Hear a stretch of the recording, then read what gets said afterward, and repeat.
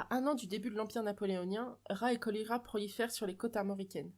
Mais c'est plus précisément à Plouhinec qu'un fléau d'un nouveau genre voit le jour. Son nom, Hélène Gégado. Et telle une fleur au poison foudroyant, ce nom masque bien des dangers. C'est ici, à Plouhinec, en Bretagne, qu'est née en 1803 celle qui est encore considérée aujourd'hui comme la première tueuse en série française. À cette époque, la Bretagne est empreinte de superstitions et de légendes. Celles-ci sont racontées au coin du feu, notamment celle de l'Ankou.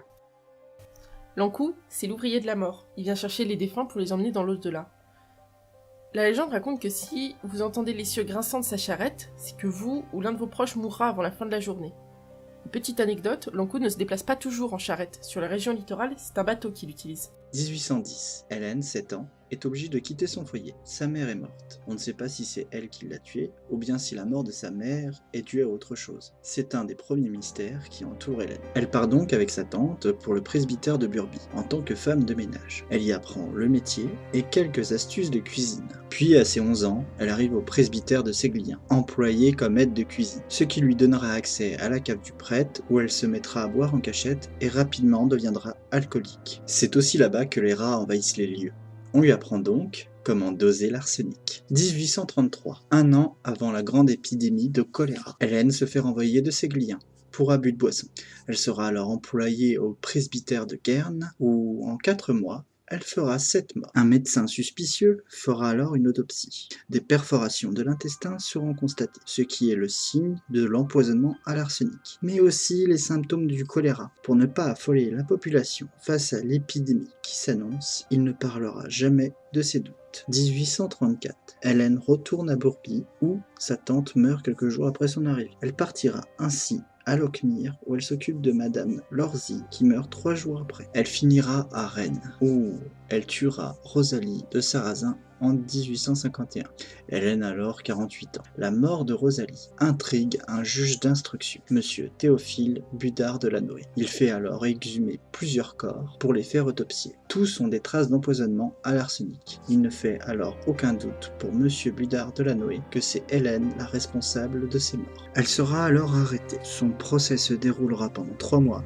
Elle sera condamnée à mort pour meurtre de 3 personnes et vol à domicile. Sa tête tombe le 26 février 1852 et c'est ainsi que finit la première tueuse en série de l'histoire de la France. Mais combien de morts a-t-elle fait réellement? On avance le chiffre de 70 morts dus aux empoisonnements de la Gégado. Elle volait presque systématiquement les linges de ses victimes, sans doute pour garder des souvenirs ou bien des trophées. Ce qu'il y a de particulier, c'est que vraisemblablement, la Gégado, quand elle empoisonnait ses victimes, c'était plus pour les rendre malades, pour veiller sur elles. La mort de ses victimes n'était qu'une conséquence.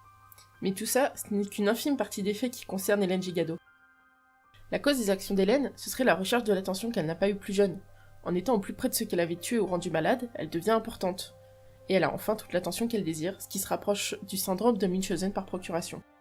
Une personne atteinte du syndrome de Munchausen va se rendre malade volontairement pour qu'on s'occupe d'elle. Ça va être en ingérant des médicaments ou en se blessant volontairement qu'elle va trouver l'attention qu'elle désire. Ça devient un syndrome de Munchausen par procuration quand la personne qui en souffre ne se rend pas elle-même malade ou se blesse, mais va rendre malade un membre de sa famille. On voit ça avec des parents qui empoisonnent leurs enfants ou des frères et sœurs qui empoisonnent l'autre. Mais ce qui fait qu'on ne peut pas dire que Hélène souffrait de ce syndrome, c'est qu'elle rend malade des adultes avec qui elle n'a aucun lien de parenté. Du coup, cette théorie reste intéressante, mais elle n'explique pas tout. Hélène était bercée par le folklore celte breton. La figure de l'Ankou a pu la traumatiser, peut-être suite à la mort de sa mère. Et une autre théorie qu'on peut avancer est qu'elle pensait être l'Ankou, celui qui vient chercher tous sans exception, hommes, femmes et enfants, mais là encore on ne peut pas en être sûr. Alors pourquoi n'a-t-elle pas été arrêtée plus tôt? À l'époque des faits, les moyens médico-légaux sont rares, voire inexistants. Les autopsies existent, certes, mais il est délicat d'en pratiquer à cause des superstitions et de la forte présence de la religion en Bretagne. De plus, le choléra a presque les mêmes symptômes qu'un empoisonnement à l'arsenic, ce qui couvre les faits. Mais le contexte politique et historique joue une fois de plus. Il vide le village de toute autorité et donc donne à Hélène un terrain propice pour commettre ses crimes. De par son métier, Hélène se déplace très souvent, ce qui rend encore plus difficile de la confondre et donc de l'arrêter à l'époque. Des rumeurs disent qu'Hélène aurait aussi assassiné sa mère, son père et son amant, mais ce ne sont que des rumeurs, ce qui fait que nous n'avons pas voulu les utiliser avec les faits dont nous nous sommes servis plus tôt. Depuis, l'Ankou a toujours sa place dans les contes bretons. Il est toujours cette figure effrayante qui a continué à faire peur aux petits et aux moins petits, mais il n'est plus le seul, puisque la silhouette de l'Ejegado s'est désormais fait une place à ses côtés dans la légende.